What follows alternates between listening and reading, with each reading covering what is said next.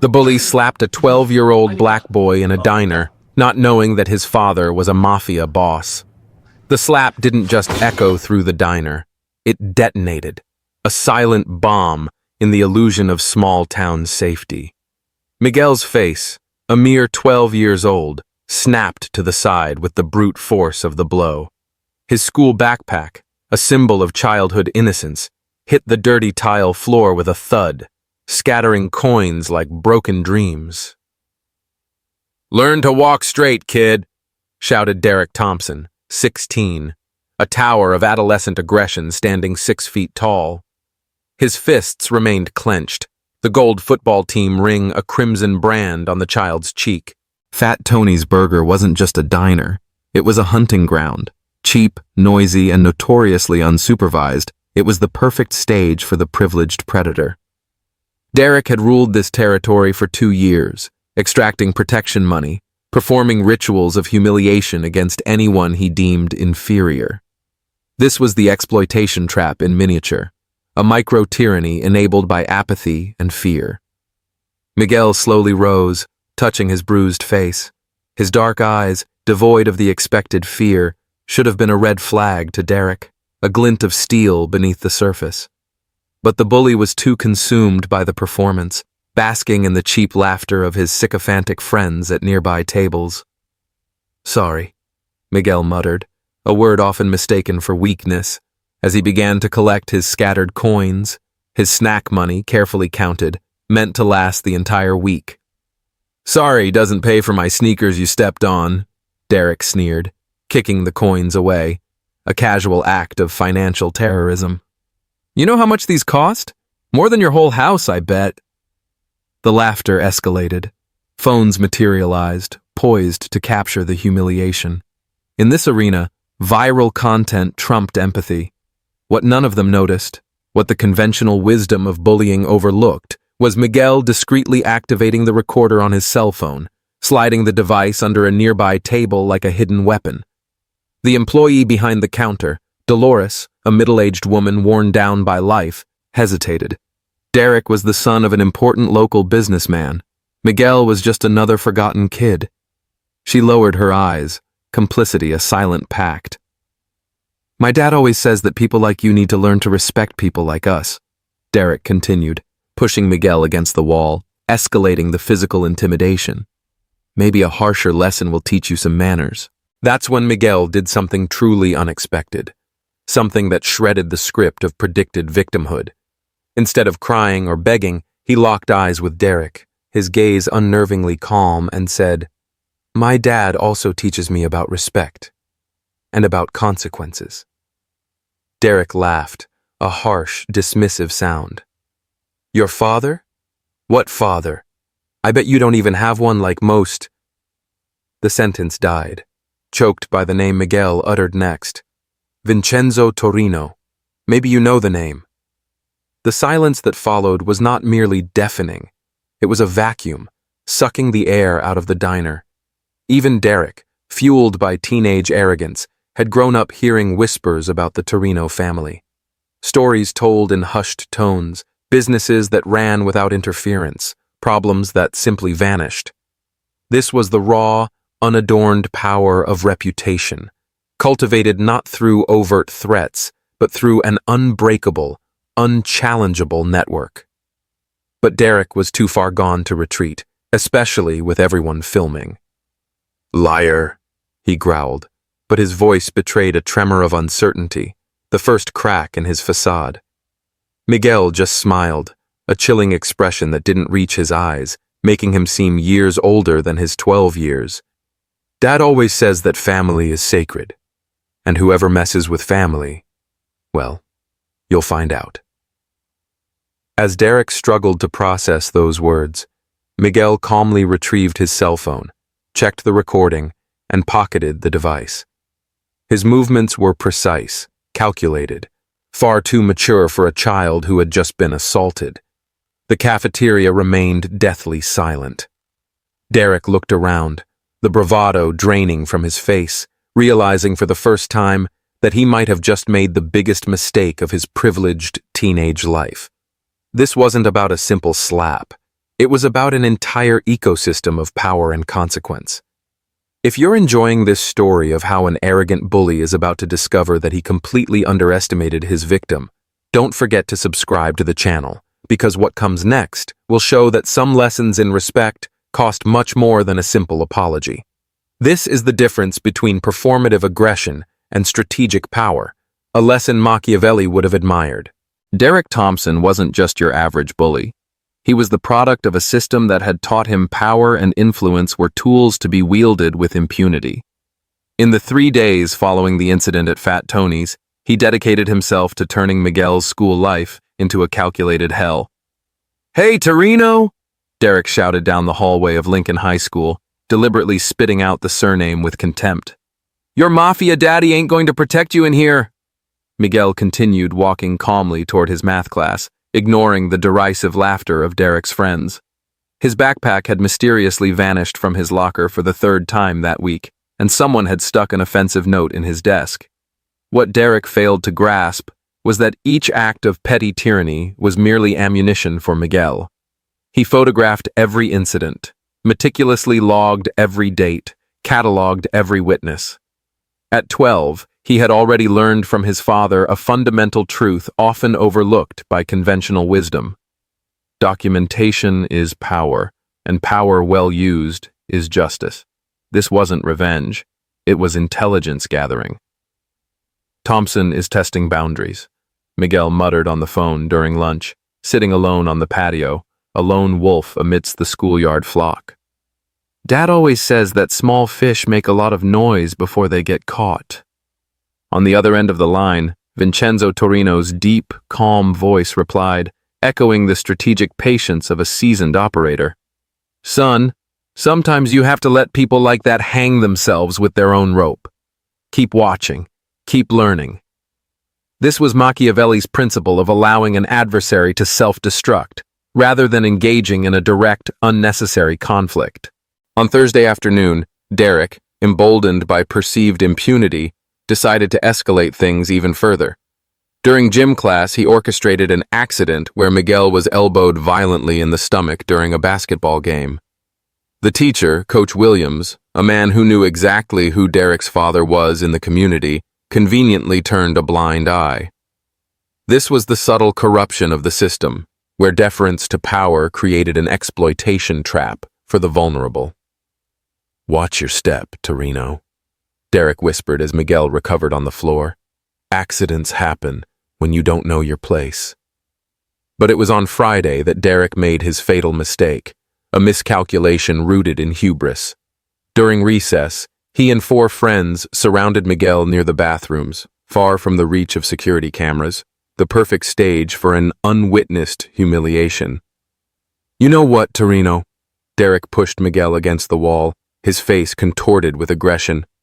"I'm tired of your mafia stories. My dad knows everyone important in this town. If your family was really dangerous, I would have heard about it." Miguel looked Derek straight in the eye with that same unsettling calm, a strategic void that unnerved the bully. "Maybe you don't know the right people to hear the right stories." "Liar!" Derek clenched his fist, rage replacing his waning confidence. "I bet your father doesn't even exist, just like most." "Be careful what you say next," Miguel interrupted, his voice low, laden with an authority that shouldn't exist in a 12-year-old. Derek hesitated for a microsecond, that flicker of doubt revealing the cracks in his bravado. "Or what? Are you going to call your imaginary daddy?" Then Miguel did something completely unexpected, something that redefined the power dynamic. Instead of backing down or protesting, he smiled and pulled out his cell phone. "Actually, good idea." The voice that answered was instantly recognizable, a deep, controlled rumble with a subtle Italian accent that the whole town knew, not from whispered threats, but from local news reports about the successful, legitimate businessman Vincenzo Torino. "Hi, Dad. I'm here with Derek Thompson. You remember I told you about him?" Derek and his friends recoiled involuntarily. That voice on the phone. They knew it. Everyone in town knew it. "Oh yes, the Thompson boy."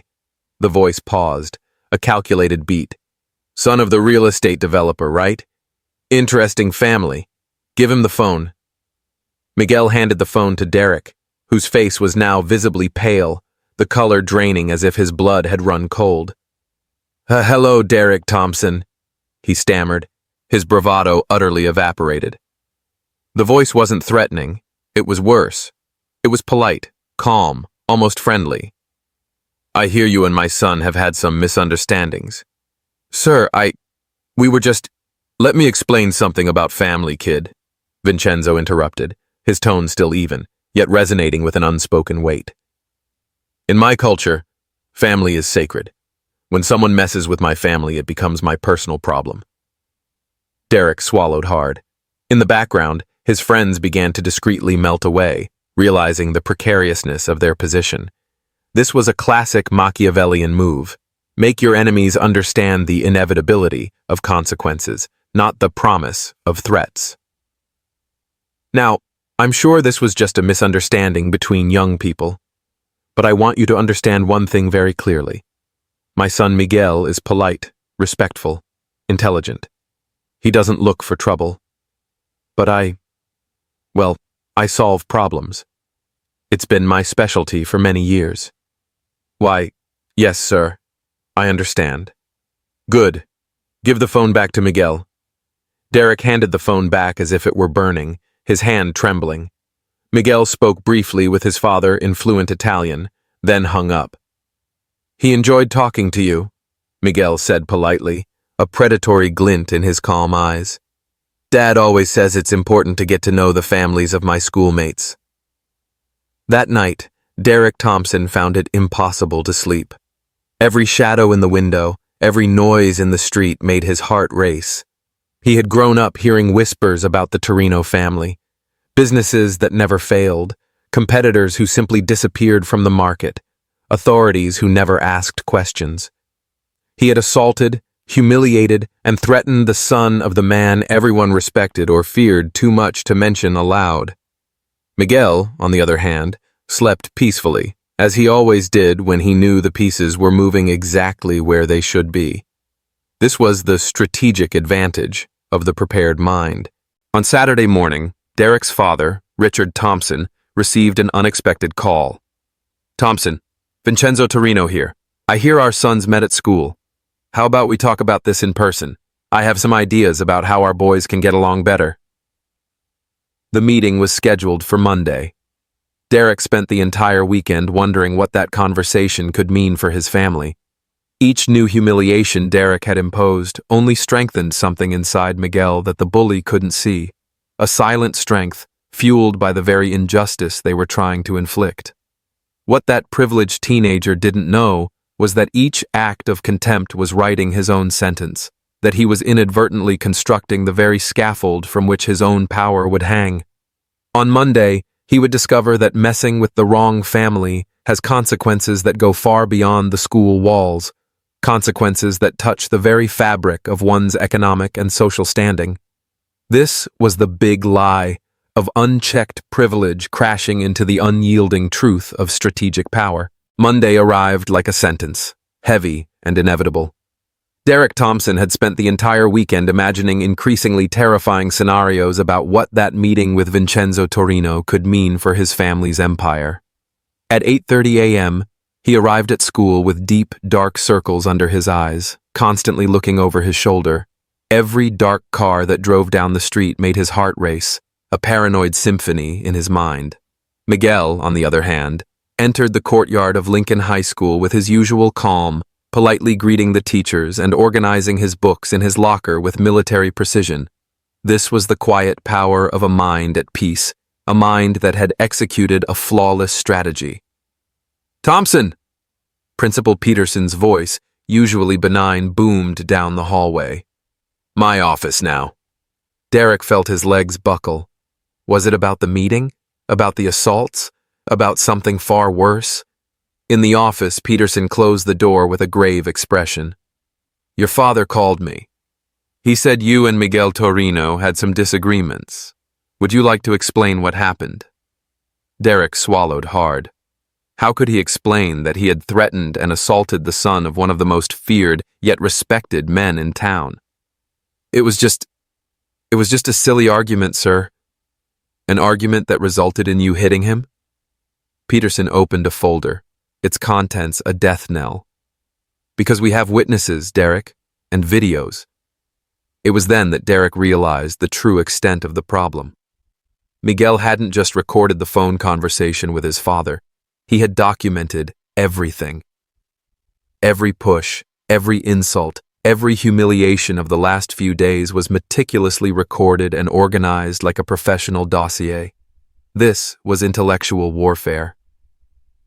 Look, Derek, Peterson continued, showing screenshots of messages Derek had sent to friends mocking Miguel. You're a good student, but this is systematic bullying and against a minor. The messages, captured and printed with date and timestamps, painted a devastating picture. Miguel had created a complete file of Derek's actions, including statements from other students who had witnessed the attacks. How did he get these messages? Derek whispered, horrified. Apparently, some of your friends decided to cooperate when they found out who Miguel's father was. Peterson closed the folder. 3-day suspension, and you will apologize publicly. As Derek left the office, completely devastated, Miguel was in the library quietly working on a science project. But it wasn't a typical school project. It was a detailed presentation on how technology can be used to document injustice, a testament to the transformative power of information. That's when Miss Rodriguez, the librarian, approached him. Miguel, your Uncle Vincent is here to see you. Vincent Torino looked nothing like what Derek would expect from someone in the family. Tall, elegant, wearing a discreet suit and carrying a leather briefcase, he looked more like a successful lawyer or a shrewd investor than any Mafia stereotype. Ciao, nipote. Vincent kissed Miguel's head affectionately. Dad told me about your problem at school. It's not a problem anymore, Zo Vincent, Miguel replied in fluent Italian. It's being resolved. Vincent smiled proudly. Your father wants you to learn that there are many ways to resolve conflicts. Some are more educational than others. In the teacher's lounge, news of Vincent Torino's visit spread like wildfire. Everyone knew who the Torino family was, even if they never spoke about it openly. Some whispered about generous contributions to school projects. Others mentioned how discipline problems involving certain families simply disappeared. Coach Williams, who had purposely ignored the aggression during physical education, suddenly remembered witnessing possible irregularities in the games. Dolores from Fat Tony's called the school, offering to be a witness to the original incident, her fear now eclipsed by a new, more potent fear. At 3:30 p.m., Richard Thompson arrived at the school driving his BMW, his face tense, his hands trembling slightly on the steering wheel. Vincenzo Torino was already waiting in the parking lot, leaning against an immaculate black Cadillac, calmly reading an Italian newspaper.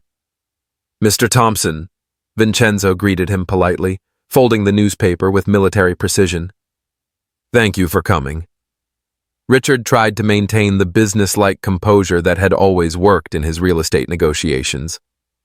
Mr. Torino, I'm sure we can resolve this like civilized men. Of course, Vincenzo smiled. Let's talk in my office. It's more private. For the next 20 minutes, students and school staff noticed Richard Thompson getting out of the Cadillac with a deathly pallor and visibly trembling hands. He walked straight to where Derek was waiting, his eyes avoiding eye contact with anyone.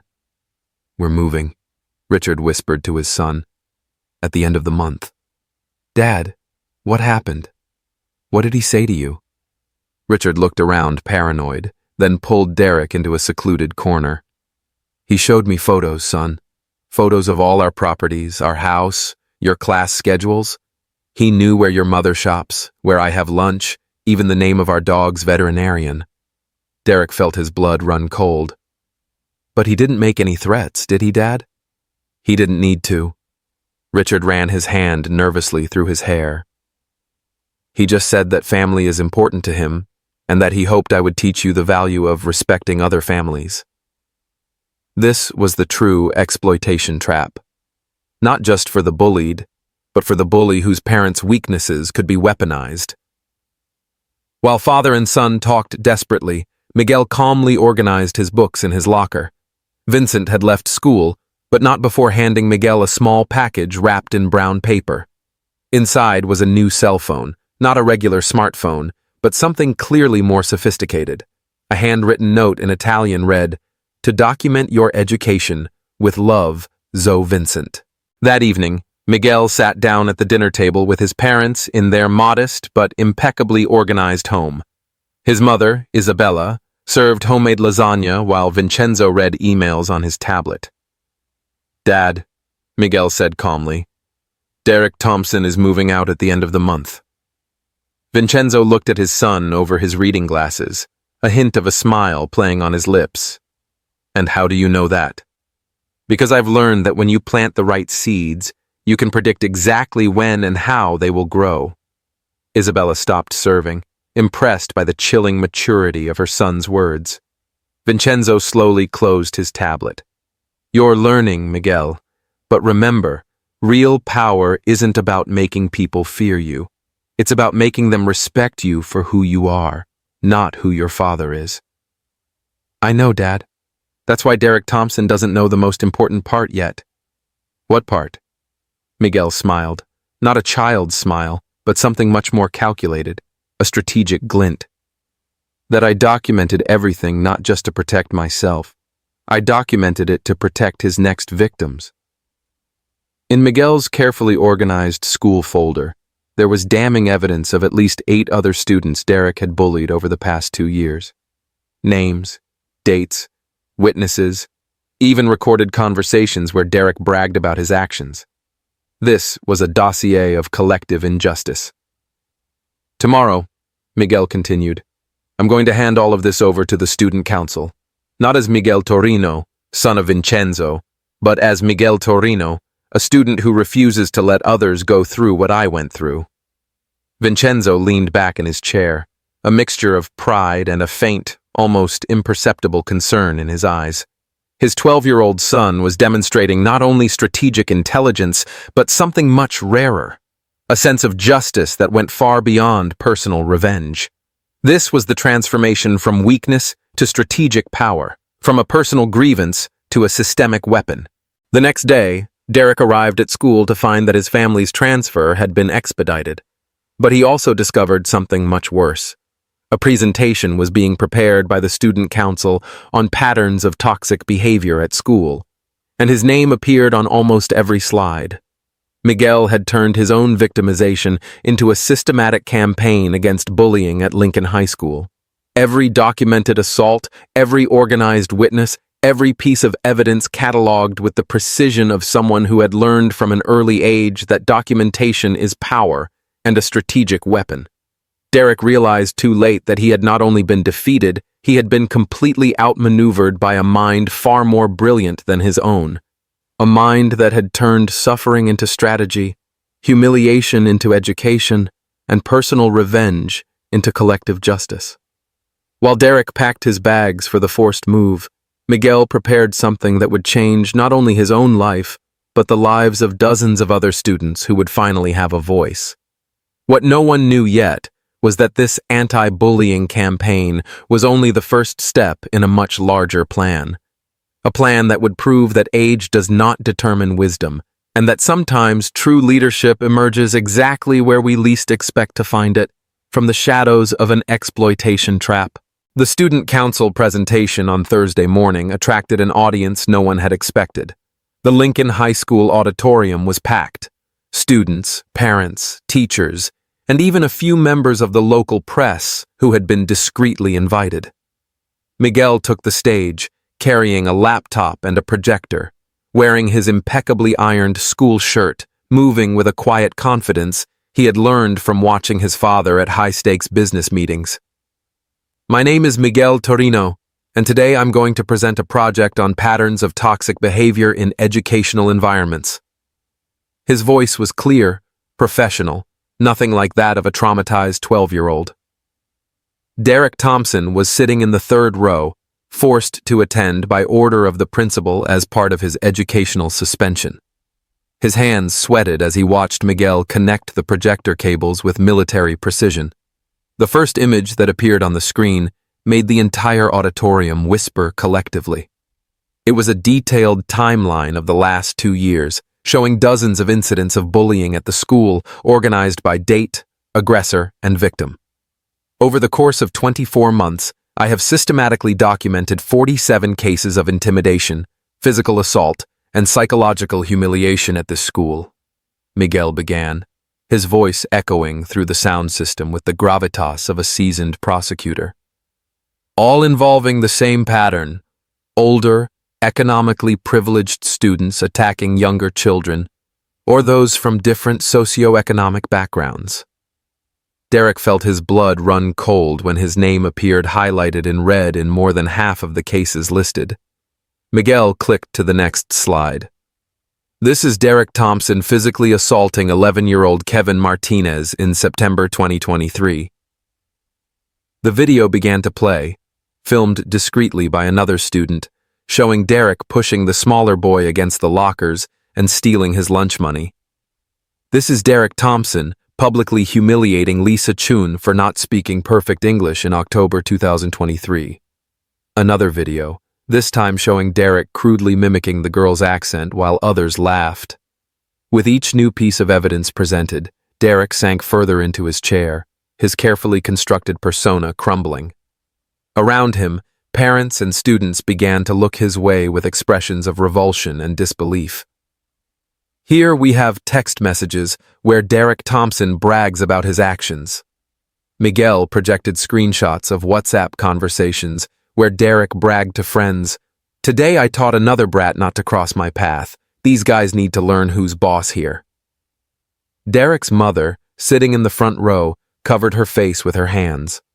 His father, Richard Thompson, was visibly pale, realizing that the problem was much bigger than a schoolyard fight.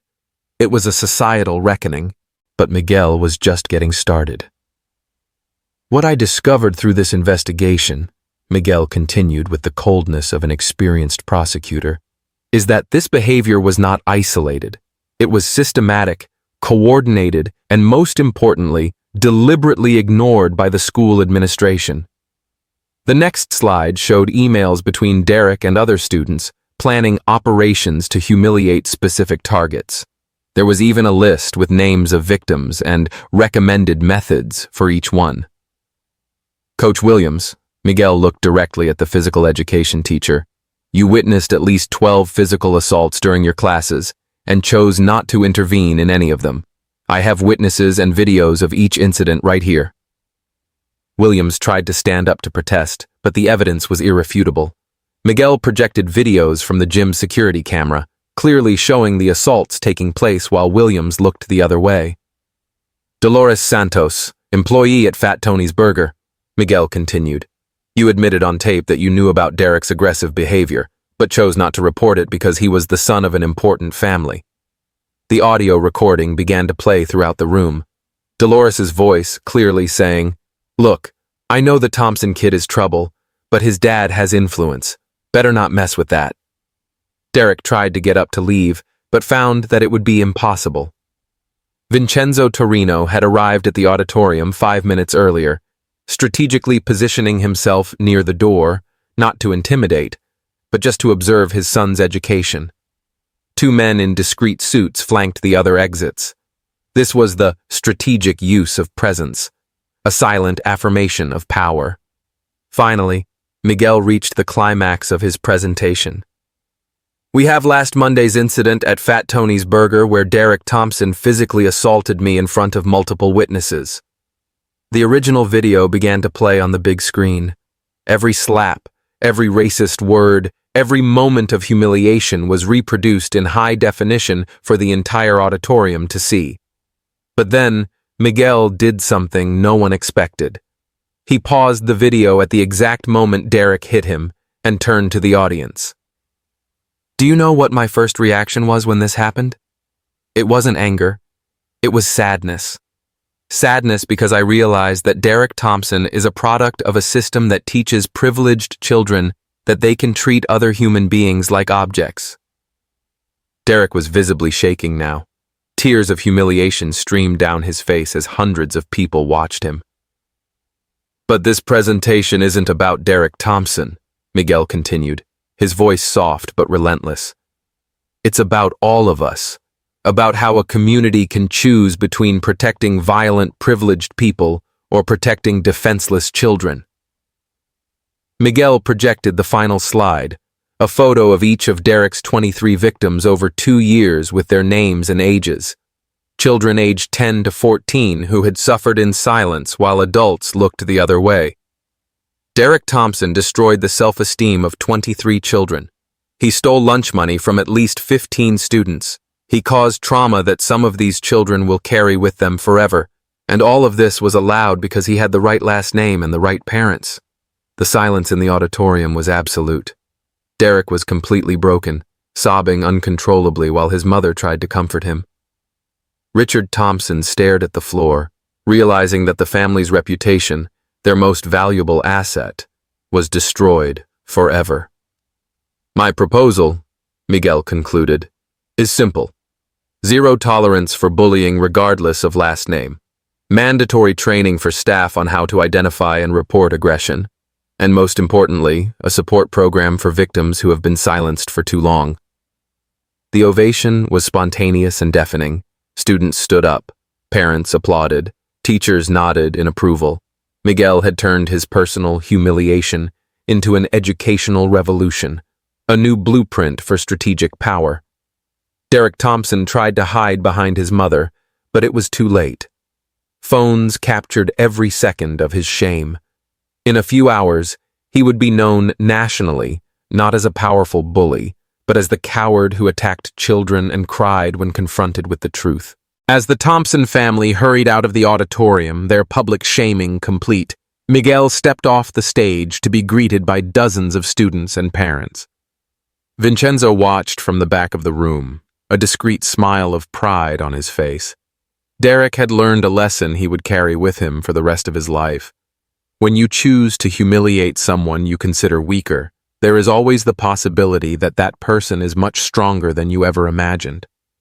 And sometimes, the consequences of our choices come packaged with a lesson in dignity that cuts deeper than any physical aggression ever could. The question that remained was not whether Derek would survive the public humiliation, but whether he would find a way to become a better person after having his true nature exposed for the whole world to see. This was the ultimate exploitation trap, the self-inflicted wound of believing oneself impervious to consequence. 3 months later, Lincoln High School was unrecognizable. Miguel had become student council president by unanimous vote, leading an anti-bullying program that attracted national attention. His Document to Protect campaign became a blueprint for schools grappling with systemic issues, a living testament to the power of strategic intelligence and collective action. Derek Thompson never recovered from the public humiliation. His family moved to another state, abandoning their compromised reputation, but the videos of the presentation followed him like a digital ghost. Universities rejected his applications when they discovered his history. Summer jobs evaporated when employers Googled his name. His perceived privilege, once a shield, became a scarlet letter. Miguel, on the other hand, received full scholarships from 5 prestigious universities. His campaign spread to 200 schools in 12 states, a grassroots movement born from a single act of strategic defiance. "Dad always said that the best revenge is success," Miguel explained to a CNN documentary about bullying, his voice calm, authoritative. "I didn't destroy Derek Thompson, I just showed who he really was." Vincenzo watched proudly from the audience during his son's graduation.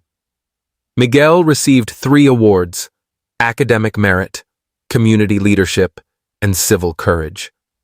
Derek watched the ceremony on YouTube from his new school, where no one knew his past, yet the shadows of his actions still clung to him. Still, every time he saw a child being bullied, he remembered Miguel's words: "Family is sacred." The lesson was simple, yet profound. Underestimating someone based on appearances is the first step to your own downfall. This is the big lie of conventional power, that strength comes from aggression. True power, Machiavelli might argue, lies in perception, preparation, and the strategic deployment of consequence. If this story of how a child turned humiliation into leadership has inspired you to challenge the status quo, to transform weakness into strategic power, subscribe to the channel. Because sometimes heroes wear school uniforms and carry backpacks, proving that dignity has no age and justice waits for no one to grow. What hidden systems of exploitation are you allowing to thrive around you? What intelligence are you gathering to dismantle them? The battlefield is everywhere,